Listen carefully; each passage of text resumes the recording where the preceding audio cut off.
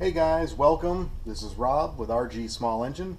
Today we're going to be working on a two-stage snowblower. Common problem with these is they sit around this area of the country more than they get used. So the gas doesn't last, trashes the carburetor. When you actually need it, it doesn't start. So today I'm going to show you how to replace the carburetor on one of these and get them up and running and ready for the snow. A lot of these two-stage snowblowers all have the same or very similar engine on them, especially the newer ones like this. Pretty much very easy to take these apart, put them back together. You only need just a few tools, a 10 millimeter, a pair of pliers, Phillips screwdriver. That's really about it. So what we're going to do to start on this one, we're going to take off this 1/2-inch bolt here that holds the cables. We got a 10 millimeter. We got 1, 2, 3, and 4. 5 here. And some models on the top have 2. Some have 1. It doesn't really matter, whichever. These 2 have to come out. Now there'll be one more bolt way down in here, which is unnecessary to take out because we're not removing this muffler heat shield. We're just loosening it so that we can ultimately take off this front cover here, this plastic. Now along with those 10 millimeter bolts on this side, whether or not you have an electric start or not, there'll be a bottom screw here. This screw needs to come out to let go of this piece of plastic. If you don't have an electric start, there will just be a small screw here holding onto this piece of plastic.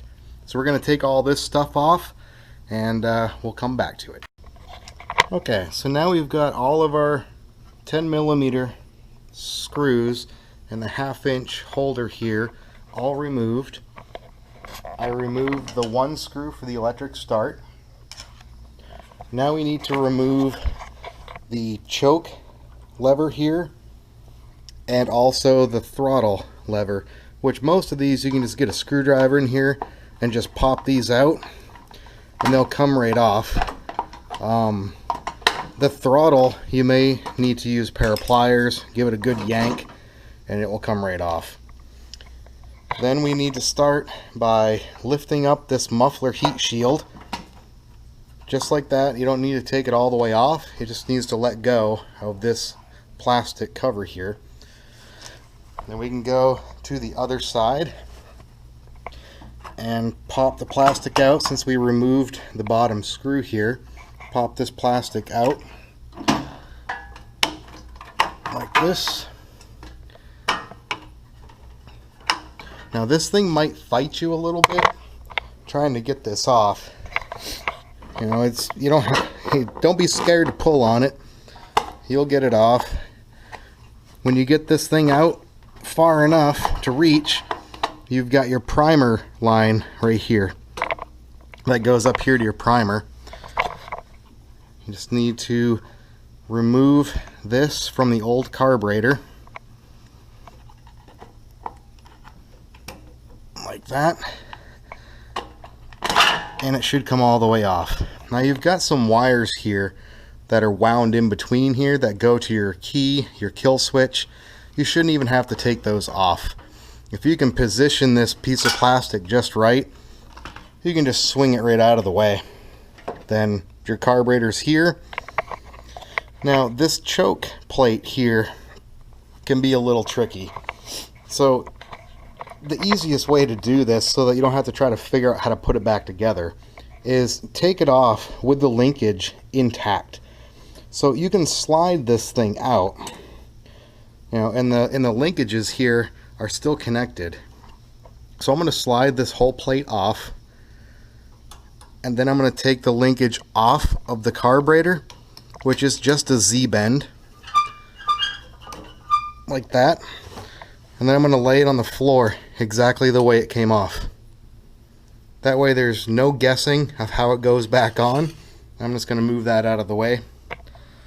Next, you have your throttle, which this one is completely solid. I can't even move the throttle. The gas has been sitting in this for so long that throttle is completely stuck. But we're going to remove this throttle and then this clamp here for the fuel line, and we're going to drain out whatever nasty substance this gas has turned into. Then we're going to flush out the tank and we'll pick it up from there. Brown liquid. Okay, so now we've drained the fuel. I added a little bit of fresh fuel and let it run out just to flush out that tank because it was some pretty nasty stuff. I got the throttle linkage disconnected finally. And we're going to take off this choke gasket here, and we can reuse that with the choke plate. It goes on the other side. And then we're going to remove this carburetor, which is pretty nasty inside there. It's got black stuff. No good. Don't even waste your time trying to clean this. Just replace it. We're going to replace this gasket, and we're going to slide our new carburetor on, and we'll pick it up there.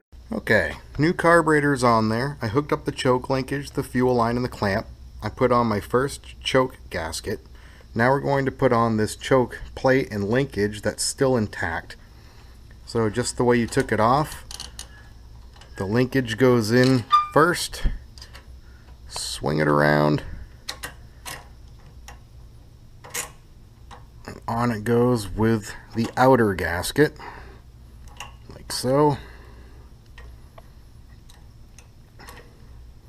Just like that. Now we're going to put our plastic piece on. Now before you do that, another important thing to pay attention to is this primer tube that goes to the red primer bulb on here. If you put your finger over the edge of this and you push the primer button, you need to hear some air come out, some resistance that you're plugging this. If you can plug this and push the primer button and it just breathes in and out, then you've got a hole somewhere, either a hole from rot or mice or whatever, and you're going to want to replace this primer tube. It'll cause for really hard starting if you can't prime this carburetor. So we're going to throw this back on. Since this primer tube is just fine, we're going to throw this plastic piece back on, and we'll go from there. Okay, so now I've got this plastic piece back on here. I made sure that my choke linkage came through the hole. I tucked in this part in behind the electric start so it'll line up with that one screw. We're going to put in these two screws here that are the most difficult to get lined up. We'll start with those and just put them in finger tight. You don't have to tighten them all the way down yet. So put these ones in, these ones, these two, this one here in the front, the screw for the electric start at the bottom, and then we'll add our choke linkage here, our lever, and our throttle, and tighten everything up. Okay, all the 10mm bolts are back in. My 1/2-inch bolt that holds all the cables is in there.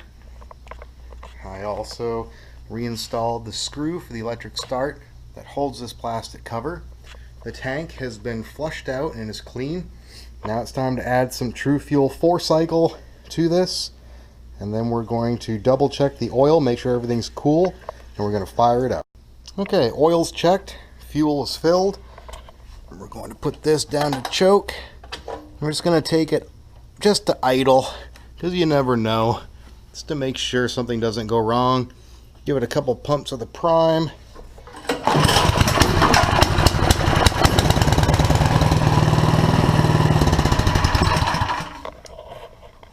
And like that, that's how you replace the carburetor on a 2-stage snowblower with this style engine, which is very common.